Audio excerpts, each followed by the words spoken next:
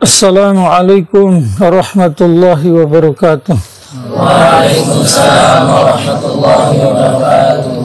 Ahmaduhu wa nusalli ala rasulihil karim, amma ba'd. Pelajaran kita hari ini yang berkaitan dengan salah satu ayat dari surat Toha. Ini ayat 14 yang bunyinya Innani anallahu la ilaha illa ana fa'buduni wa aqimis salata lidzikri. Apakah yang dimaksud dengan ayat ini hanya dengan berzikir tanpa solat sudah cukup, ataukah solat, tujuan daripada solat adalah untuk mengingat Allah? Maka jawabannya insya Allah nanti kita sampaikan di akhir sedikit. Sebelumnya perlu saya sampaikan derajat solat di dalam Islam secara singkat, bahwa sepakat para ulama solat adalah pemimpin dari seluruh ibadah, raisul ibadah. Zakat, haji, puasa, semua ibadah yang memiliki kelebihan tersendiri. Tetapi ibadah-ibadah itu punya pemimpin adalah solat. Hal ini disampaikan berdasarkan hadis Nabi Sallallahu Alaihi Wasallam. Nabi bersabda dalam hadisnya yang mafhumnya, awwalu ma yuhasabu bihil abdu yawmal qiyamah as-salah.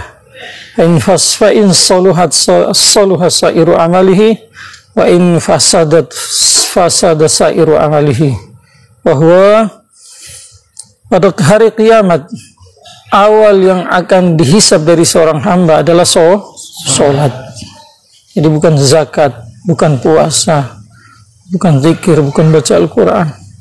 Tetapi yang pertama nanti dihisab dari seorang hamba adalah salat. Maka kalau salatnya bagus alias diterima oleh Allah, maka seluruh amalan-amalan ibadah yang lain selain salat akan diterima. Zakat, puasanya, kemudian hajinya, umrohnya akan diterima oleh Allah. Sebaliknya kalau salatnya tidak diterima oleh Allah, salatnya rusak, maka semua amalan ibadah yang lain selain salat akan ditolak oleh Allah. Maka atas dasar hadis ini sepakat para ulama bahwa salat itu adalah pemimpin dari seluruh ibadah. Raisul ibadah adalah salat.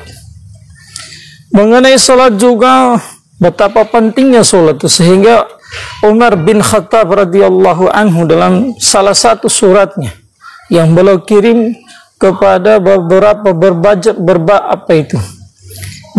gubernur yang telah beliau utus di beberapa wilayah, atau setiap yang beliau utus kepada setiap gubernur yang beliau utus di setiap provinsi.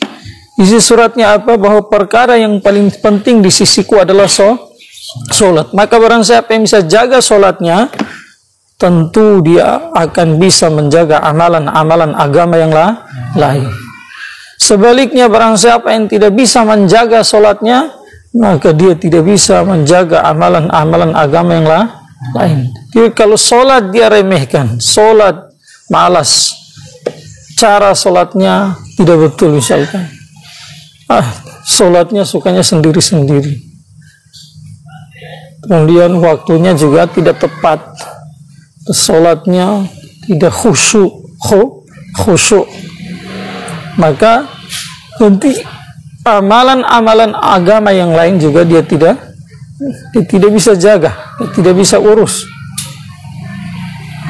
Berdasarkan itu, maka berdasarkan apa yang kita telah sampaikan tadi, sepakat para ulama solat adalah raisul ibadah. Sekarang hukum solat dalam Islam itu apa? Apakah sunnah, apakah wajib, apakahnya boleh? Maka hukumnya sepakat juga para ulama bahwa hukum solat 5 waktu di dalam Islam adalah wajib. Karena dalam Al-Quran bukan satu ayat saja, banyak ayat yang Allah tekankan, ya ayyuhalladzina amanu aqimus sholah, wahai orang-orang beriman, dirikanlah solat. Orang yang tidak solat diancam dimasukkan ke dalam neraka. Paham tidak? Orang yang tidak solat, Allah akan masukkan mereka dalam Karena kalau tidak bertobat atau Allah tidak ampuni mereka. Maka karena setelah perintah ada ancaman, maka tidak ada satu ulama pun yang berpendapat bahwa sholat itu tidak wajib. Sepakat semua ulama berpendapat bahwa sholat adalah wajib. Sekarang kita sudah yakin bahwa sholat adalah sesuatu yang diwajibkan kepada setiap umat Islam, laki-laki perempuan yang sudah baligh, wajib sholat. Yang tidak yakin bahwa sholat wajib, dia bukan orang Islam. Walaupun syahadatnya sama, rutinitas, hatta mungkin dia sholat juga, tetapi dia tidak yakin kalau sholat wajib, maka dia bukan orang Islam, dia akan keluar dari Islam. Yang kita sudah tahu bahwa sholat adalah sesuatu yang telah diwajibkan oleh Allah, satu amalan ibadah yang diwajibkan oleh Allah, yang punya derajat di atas ibadah-ibadah yang lain. Maka bagaimana cara sholat kita? Bagaimana cara sholat kita? Apakah hanya dengan zikir sudah cukup?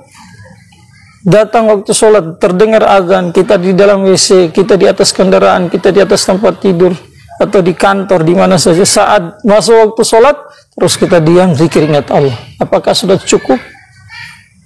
Tidak perlu sholat lagi? Jawabannya tidak. Untuk mengetahui bagaimana cara sholat, maka kita harus mengikuti siapa? Rasulullah SAW. Nabi bersabda dalam sebuah hadisnya sallallahu alaihi wasallam yang mafhumnya, "Shallu kama ra'aitumuni usolli." Lihat, sholatlah sebagaimana kamu lihat saya sholat. Begitu kita tidak jumpa dengan Nabi. Setiap umat Islam zaman sekarang tidak ada yang jumpa dengan Nabi. Bahkan tabi'in tidak jumpa dengan Nabi. Tabi'in tidak jumpa dengan Nabi sallallahu alaihi wasallam. Yang jumpa dengan Nabi itu hanya sahabat radhiyallahu anhum ajma'in saja. Setelah mereka sudah tidak ada yang melihat Nabi hidup. Dalam mimpi boleh, boleh, yang bernasib bagus. Maka bagaimana kita bisa mengetahui cara Nabi sholat? Ya, kita ikuti para ulama. Karena para ulama itu pewaris para Nabi. Sebagaimana bersabda, al-ulama warasatul anbiya, para ulama adalah pewaris para Nabi. Maka apa bagi penjelasan ulama mengenai cara sholat Nabi, itulah yang kita ikuti. Berarti ikuti ulama, bukan ulamanya yang diikuti, tetapi secara tidak langsung kita mengikuti Nabi. Karena para ulama menjelaskan cara sholat Nabi itu ya berdasarkan hadis-hadis Nabi SAW, terdapat dalam kitab Bukhari, Muslim, kemudian Abu Dawud, Tirmidzi, kemudian Muwatta Imam Malik, Muwatta Imam Muhammad, kemudian Ibnu Majah, kemudian Musnad Imam Ahmad, Mustadrak, dan kitab-kitab hadis yang lain. Para ulama itu menjelaskan cara sholat Nabi itu bukan dengan cara sendiri. Apa penjelasan para ulama mengenai cara sholat Nabi? Maka sepakat ulama, sholat yang diwajibkan ada 5 sholat dan waktunya juga 5 sholat dan waktunya juga 5. Jumlah rakaatnya juga sepakat para ulama.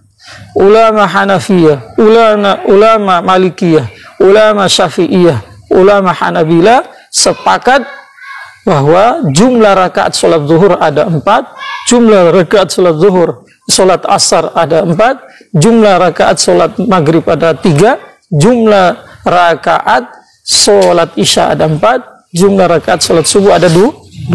Maka siapa saja yang mengingkari jumlah sholat, misalkan sholat yang diwajibkan hanya 3 saja, jelas dia kafir.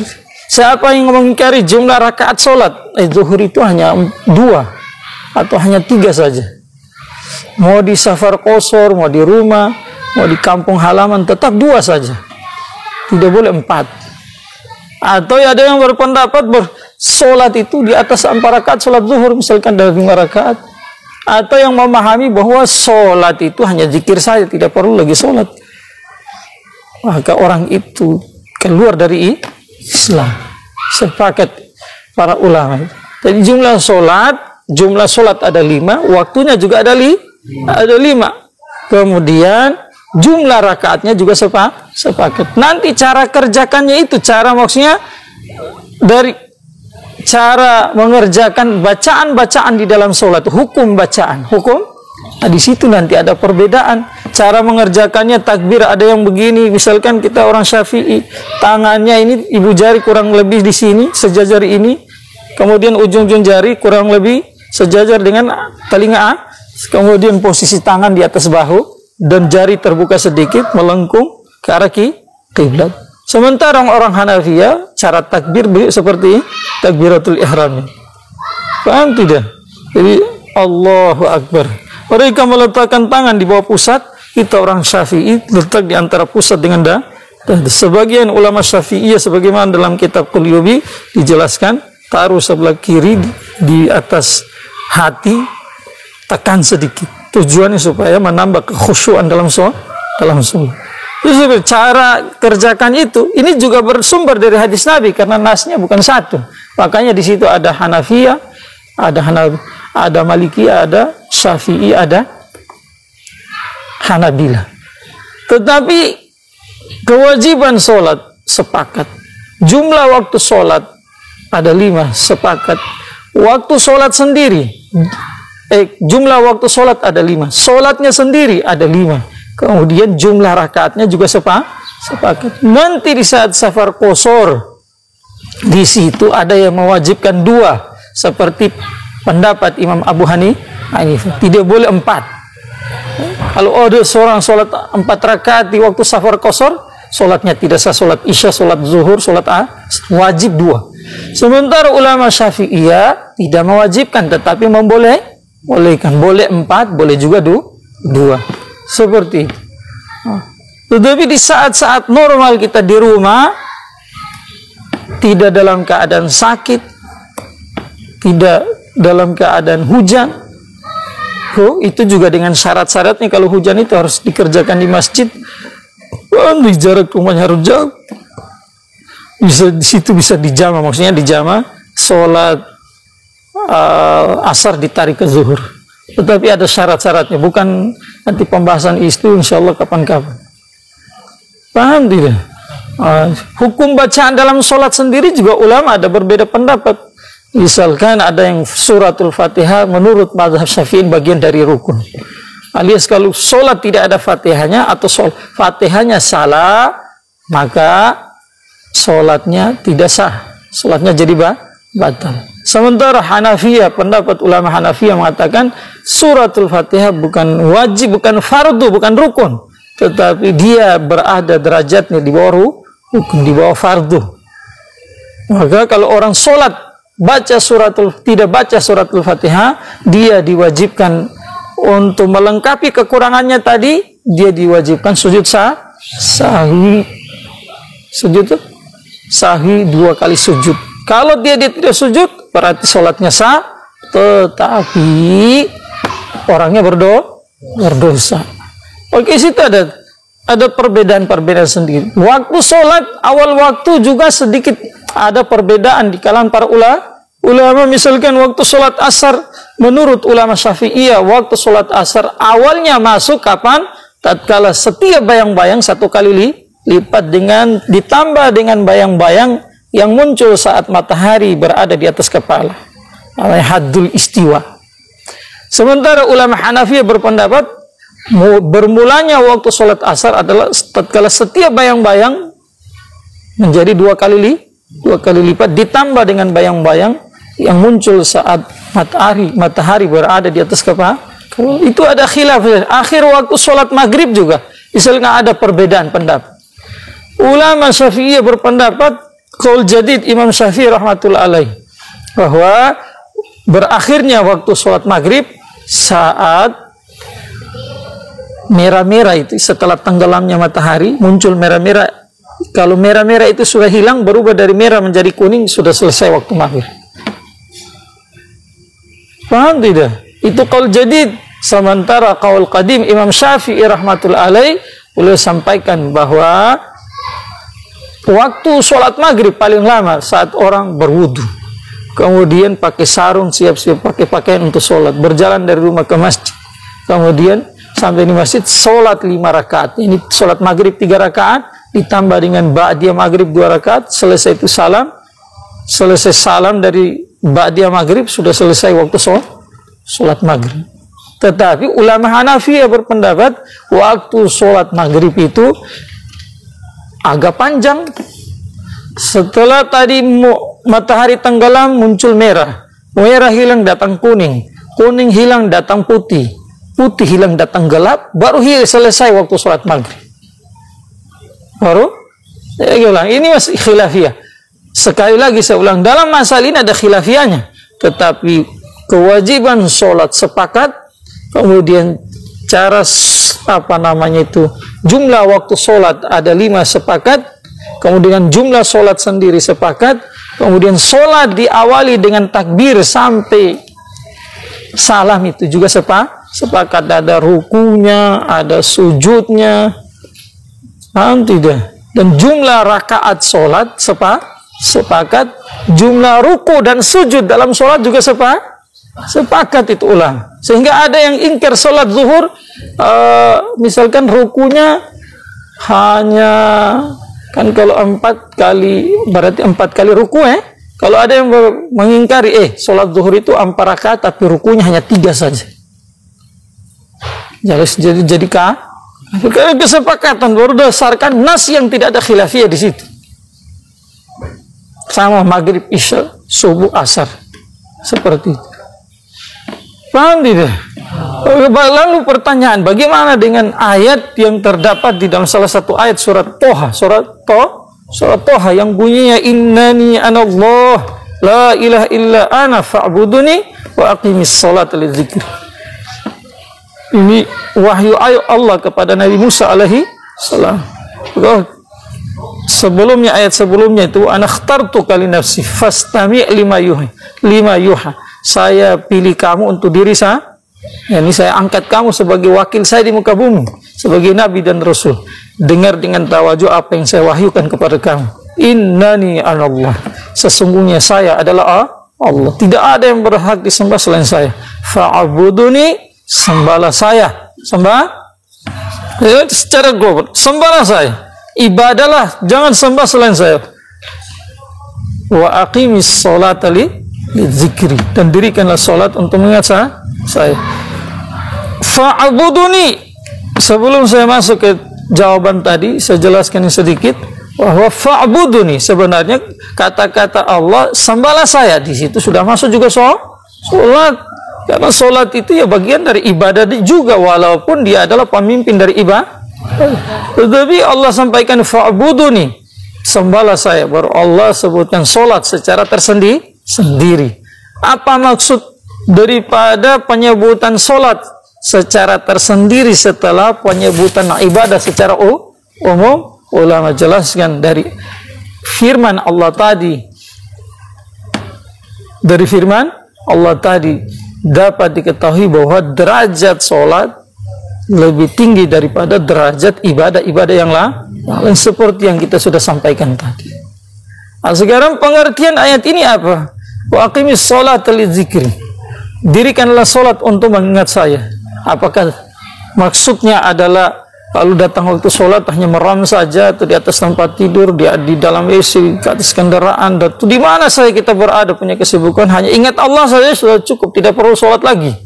Apakah seperti itu? Jawabannya tidak jelas, bertentangan dengan apa sudah yang kita sampaikan tadi, kesepakatan para ulama. Kalau ada yang memahami seperti ini, jelas dia sesat, jelas dia telah keluar dari Islam. Dia telah keluar dari Islam. Lalu apa maksud yang betul dari ayat tadi? Maka ulama menjelaskan bahwa lewat hadis-hadis Nabi Shallallahu Alaihi Wasallam bahwa yang dimaksud dengan aqimis sholat lidzikri adalah salah satu. Yang pertama, bahwa tujuan sholat terbesar adalah untuk mengingat Allah. Yang kedua, maksud daripada ayat tadi adalah bahwa ruh daripada sholat adalah zikir. Makanya di dalam sholat itu zikirnya bukan hanya lisan saja, tetapi zikir dengan lisan, zikir dengan hati, zikir melalui anggota-anggota badan. Anggota badan berbicara tidak. Zikirnya itu tatkala takbir kamu mengucapkan Allahu Akbar, maka dia bergerak. Maknanya inilah zikirnya anggota dijalankan perintah Allah dengan cara tatkala kamu Allahu Akbar, hatimu niat dan dalam hatimu juga menafikan selain Allah. Maha besar hanya Allah, selain Allah semua tidak ada apa-apa. Kamu lempar takbir Allahu Akbar, gerakan ini dunia kecil, yang besar selain Allah kecil, yang besar hanya siapa? Allah Subhanahu wa taala. Paham tidak? Takbir intiqali, dari setelah baca surat kemudian mau takbir lagi Allahu Akbar, lisan mengucapkan Allahu Akbar, hati mengartikan bahwa yang besar hanya siapa? Itu pula dalam ruku, i'tidal, sujud, duduk di antara sujud sampai salam. Makanya para ulama menjelaskan di dalam sholat jangan sampai kita lalai. Kita dianjurkan niat ke Allah, sehingga sepakat itu para ulama, orang sholat tetapi kalau dia tidak ingat Allah biar sedikit atau satu kali saja, maka sholatnya tidak sah. Sholatnya tidak sah. Karena sholat itu adalah gabungan daripada tilawatul Quran, zikrullah, dan perasaan takut kepada Allah. Walaupun ini nanti levelnya berbeda-beda, tetapi tiga ini kalau sudah ada betulan alhamdulillah, belum ada pura-pura dikasih ada. Kalau tidak sholat kita akan ditolak. Zahir saya kita sholat tapi hakikat tidak. Paham tidak? Itu pengertian ulama yang tadi dua. Yang ketiga pengertian ulama lagi mengenai wa aqimus sholat lidzikri adalah tatkala sebab kamu sibuk atau kamu ketiduran sehingga lupa sholat. Manusia punya sifat lemah. Tatkala tawajuh kepada sesuatu benda atau satu pekerjaan, kadang-kadang lupa waktu sholat, kadang-kadang tidak terdengar azan karena tawajuhnya kepada pekerjaan itu. Maka wa aqimus sholata lidzikri, tatkala kamu ingat waktu sholat setelah lupa tadi, maka dirikanlah sholat untuk ingat Allah. Atau saat kamu tertidur bangun sudah jam 7 pagi, tidur malam bangunnya jam 7 pagi, bangun sudah lewat waktu sholat, kamu ingat, maka kamu dirikan sholat untuk mengingat Allah setelah lupa tadi. Paham tidak? Maka tidak ada satu ulama pun yang mengartikan, yang menafsirkan, yang memahami ayat tadi bahwa hanya dengan sholat, dengan zikir tidak perlu sholat sudah cukup. Karena tidak ada sumbernya dari Al-Quran, tidak ada sumbernya daripada hadis-hadis Nabi Shallallahu Alaihi Wasallam, tidak ada sumbernya dari ijma, hatta qiyas yang dalil yang paling rendah itu saja dalam usul fikih, dalil paling ini jadi itu tidak ada. Makanya hati-hati jangan sampai ikuti orang yang tidak jelas sehingga kita akan sesat dan menyesatkan orang lain, sehingga nanti di akhirat ya kita menganggap kita adalah orang yang sudah bagus, padahal di akhirat kita di sisi Allah jangankan bagus, beriman juga tidak.